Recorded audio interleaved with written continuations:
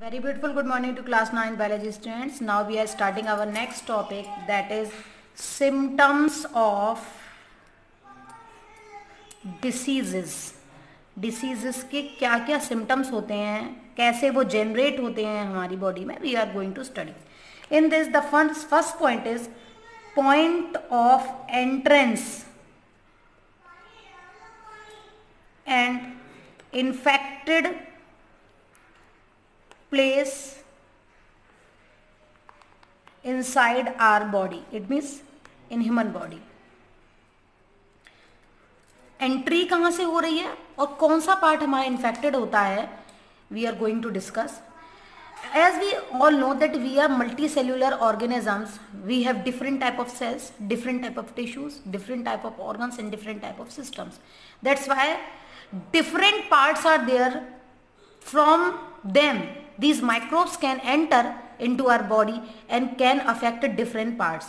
So it depends on the entry of the microbes from where they are entered specifically, and in most of the cases that particular system, that particular part is affected.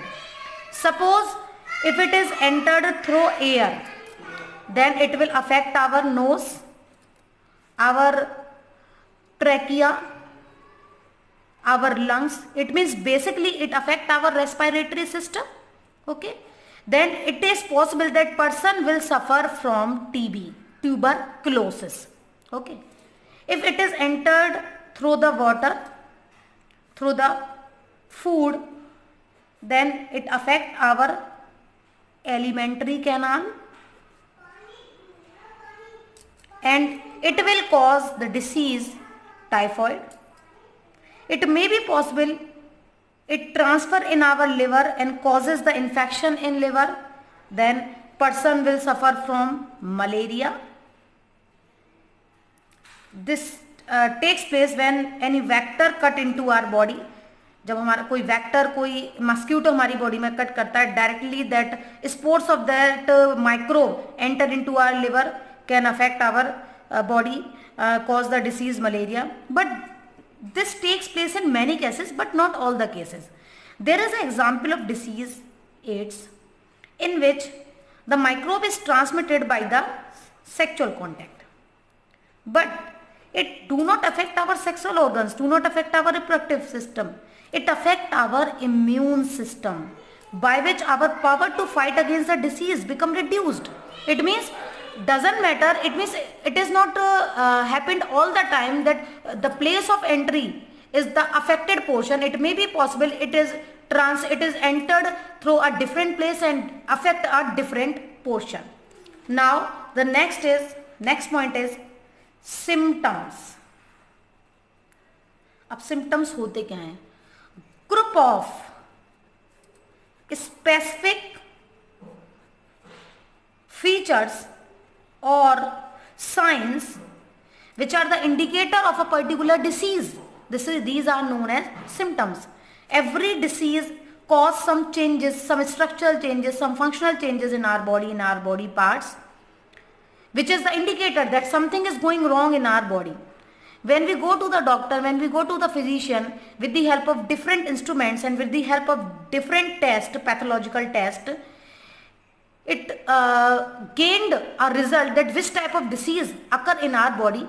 It means signs, these symptoms are the main indicator of the disease, because particular disease has particular symptoms. Some symptoms are common, but a specific symptom is there in every disease, by which we can determine that body is suffered from this type of disease.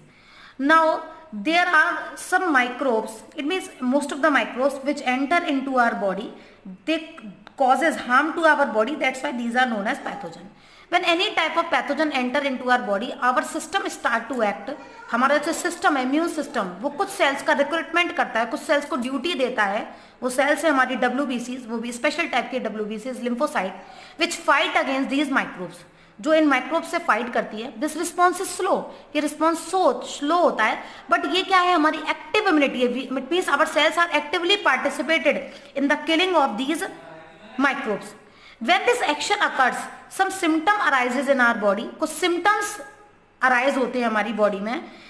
These group of symptoms are known as inflammations, ये जो group of symptoms हैं इनको हम कहते हैं inflammations, जहाँ fever हो सकता है, हेडेक हो सकता है, these are the common symptoms, ठीक है। बट वही बात सेम आ गई, these inflammation symptoms are not same. कुछ ऐसी डिसीजेस भी होती है जहाँ पर एक से ज़्यादा सिम्टम्स क्रिएट हो सकते हैं, जैसे कि मैंने HIV में बताया अभी।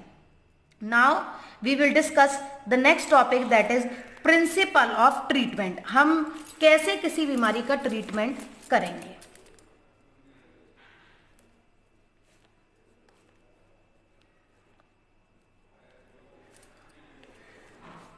कोई भी pathogen, when any pathogen enter into our body, it affect our system, हमारे सिस्टम को क्या करता है, अफेक्ट करता है, उसकी फंक्शनिंग को स्लो कर देता है। इसको बताने से पहले मैं एक चीज बताती हूँ आपको, बहुत इंपॉर्टेंट चीज है। When any type of outer particle enter into our body, then this particle is known as antigen. And when this type of any type of outer particle which is called antigen infect our body, causes any disease in our body, then it is known as pathogen. It means there is a clear two lines, all the pathogens are antigens but all the antigens are not pathogens. जितने antigen बाहर के particle हमारी body में enter कर रहे हैं वो pathogen है, ठीक है। लेकिन जितने भी पैथोजन हमारी बॉडी में, they all are entire because they are entered in our body from outside, but all the antigen do not cause disease in our body, do not infect our body, that's why all the antigens are not pathogen. तो मैं यहाँ बता रही थी कि when pathogen enter into our body, affect our system, then our system, हमारा जो system है, हमारा इम्यून सिस्टम, वो दो तरीके से ट्रीट करता है। हम उसको दो तरीके से ट्रीट कर सकते हैं। पहला, reduce the affect of disease, मतलब जो सिम्टम क्रिएट हो रहे हैं उस डिसीज के, हम उसके अफेक्ट को थोड़ा सा कम कर दें, या फिर to kill the causing agent, to kill the microbe, जो कॉजिंग एजेंट है डिसीज, हमें उसको किल कर दें। अब reduce the effect of disease में क्या गया कि भाई आपके अंदर कुछ सिम्टम्स क्रिएट हो रहे हैं, उन सिम्टम्स को खत्म करने के लिए आप कोई मेडिसिन खाते हो जिससे आपका बुखार, जिससे आपका हेडेक, जो भी आपके अंदर सिम्टम क्रिएट हो रहे हैं वो खत्म हो जाते हैं। इट मीन्स आपके जो इन्फ्लेमेशन फीचर्स हैं वो रिड्यूस हो जाते हैं। But it is not a proper treatment, ये प्रॉपर ट्रीटमेंट नहीं है। हमें क्या करना है, इस तरह का कोई ट्रीटमेंट लेना है जहां पर उस कॉजिंग एजेंट को हम किल करें और वो बीमारी हमारी बॉडी में ना हो, खत्म हो जाए पूरी तरीके से। यहां केवल अफेक्ट रिड्यूस हो रहा है। अफेक्ट रिड्यूस होने का मतलब माइक्रोब कम नहीं हो रहे हमारी बॉडी में। तो मेन टारगेट क्या है हमारा, the microbes which are causing a particular type of disease in our body, we have to kill that microbe. हमें उस माइक्रोब को क्या करना है, किल करना है। तो second way is the best way by which we can treat our body, we can give the proper treatment to our body to fight against the disease. अब यहाँ पर एक मेडिसिन का बात कर लेते हैं जो मैंने स्टार्टिंग में भी बताई थी। As you know that different diseases have different symptoms, so the medicines which are given also different. जैसे if a person is affected by the bacterial disease, then we will give antibiotic to that person. हम antibiotic देते हैं उसको ताकि वो उस bacteria की जो बायोकेमिकल साइकिल्स चल रही हैं, जो डिफरेंट फंक्शन चल रहे हैं, उनको रोक दे, उसकी लाइफ साइकिल पूरा ना होने दे और उसको मार दे। बट वही बात, antibiotics can not be used for the treatment of all type of diseases, these are only effective in the bacterial diseases. So different diseases है डिफरेंट ट्रीटमेंट। अब बात करते हैं हम principles of prevention of disease, कि भाई हमें क्यों जरूरी है, why there is a necessity to prevent the disease. तो एक कॉमन चीज है जिसको मैं नॉर्मली आपको बताती हूँ, हमें क्या जरूरत है डिसीज से अपने आप को बचाने की। ऐसा क्या कर रहे हैं कि हमें कोई भी जब बीमारी हो जाती है, when we are affected by any disease, it means this disease takes a particular time to become diminished in our body. हमारी बॉडी से खत्म होने के लिए एक पर्टिकुलर टाइम लगता है।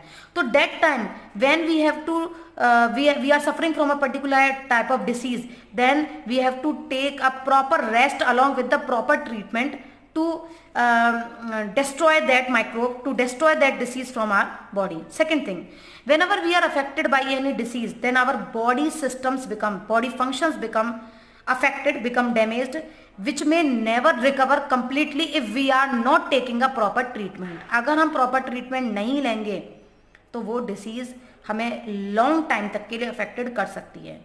Suppose if a person is affected by any disease, by any infectious disease, it means from where it has taken that infection, कहाँ से लिया है उसने वो infection, वो वाटर से भी हो सकता है, वो फूड से भी हो सकता है, वो किसी फैक्टर से। तो इन सारी चीज़ों का अगर हम ध्यान रखें तो डिसीज़ हमारी बॉडी में नहीं होगी और हम आसानी से उससे बच जाएंगे। लेकिन हम यहाँ क्या बात कर रहे हैं, ट्रीटमेंट की बात कर रहे हैं। तो हम पहला तरीका लेते हैं कि जनरल तरीके हम क्या यूज़ करें जिससे हम इन बीमारियों से बच पाएँ। अगर कोई डिसीज एयरबोर्न है, मतलब कोई माइक्रोब आपकी बॉडी में एयर के थ्रू एंटर कर रहा है, तो आपको क्या करना है, you have to avoid to go in the over crowded places. जो ओवर क्राउडेड प्लेसेस है वहां जाने से बचना है। If the disease is caused by the unhygienic water then you have to take the safe drinking water. आपको क्या लेना है, सेफ ड्रिंकिंग वाटर लेना है, अनहाइजीनिक वाटर कंज्यूम नहीं करना है। If the disease causing agent is vector, अगर डिसीज आपके अंदर वेक्टर से है तो you have to destroy the breeding site of vector. जहां पर वो वेक्टर्स ब्रीडिंग कर रहा है, अपना डेवलपमेंट कर रहा है, अपनी ग्रोथ करना है, उसको आपको क्या करना है, किल करना है। सो ये कॉमन तरीके हैं जो हम नॉर्मली भी यूज करते हैं अपनी डेली लाइफ में। अब आता है हमारा मेन तरीका, स्पेसिफिक तरीका जिससे हम बीमारियों से बच सकते हैं, और वो तरीका है आपका इम्यूनाइजेशन एंड वैक्सीनेशन। बहुत बहुत इंपॉर्टेंट टॉपिक है और बहुत अंडरस्टेबल टॉपिक है। अगर आप समझ लेते हो तो नेक्स्ट काफी क्लासेस में आपको हेल्प मिलेगी इसको समझने में। Suppose any person is affected by the small pox, किसी पर्सन को स्मॉल पॉक्स से चिकन पॉक्स हो जाता है, then its system it WBCs start to act. इसकी WBC इससे लड़ना शुरू करती हैं। When the WBCs start to act on that, जब इसके वायरस पर अटैक करना शुरू कर देती है, वो स्लो अटैक होता है, स्लोली अटैक करती हैं इन माइक्रोब्स पर, but that time these WBCs create the memory of these microbes. उस समय ये WBCs क्या करती हैं, अपने अंदर मेमोरी क्रिएट कर लेती हैं कि इस तरह का कोई माइक्रोब है। तो when this small pox again, वैसे तो एंटर करेगा ही नहीं क्योंकि एक बार अगर डिसीज होगी तो आपके अंदर इम्यूनिटी क्रिएट होगी, वो कैसे होगी वो मैं बताती हूँ। When this small pox again infect our body, दोबारा से हमें इन्फेक्शन करता है, then these WBCs which have already memorized these microbes start to act very fastly and kill this microbe. इस माइक्रोब को क्या कर देंगी, किल कर देंगी। It means this is called the immunization. एक बार डिसीज ने हमारे अंदर होकर हमारे अंदर मेमोरी क्रिएट कर दी, हमारे अंदर इम्यूनाइजेशन, इम्यूनिटी क्रिएट कर दी, that is known as immunisation.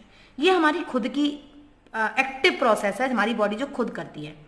But as you know that when the children are very small, then some vaccines are given in their body to create the immunity in their body against these microbes. In microbes के लिए immunity create कराई जाती है उनकी body में। Now what are vaccines? Vaccines are the inoculum of dead or inactive microbes. जिस भी disease के लिए आप मेमोरी क्रिएट करना चाहते हैं बॉडी में, उसी तरह के माइक्रोब को डेड या इनएक्टिव फॉर्म में हमारी बॉडी में डाला जाता है। This inoculum of dead and inactive microbe is known as vaccine and the process of giving vaccine is known as vaccination. अब ये करते क्या है, अब ये माइक्रोब एंटर कर रहे हैं हमारी बॉडी में तो क्या होगा, WBCs बनना शुरू होंगी।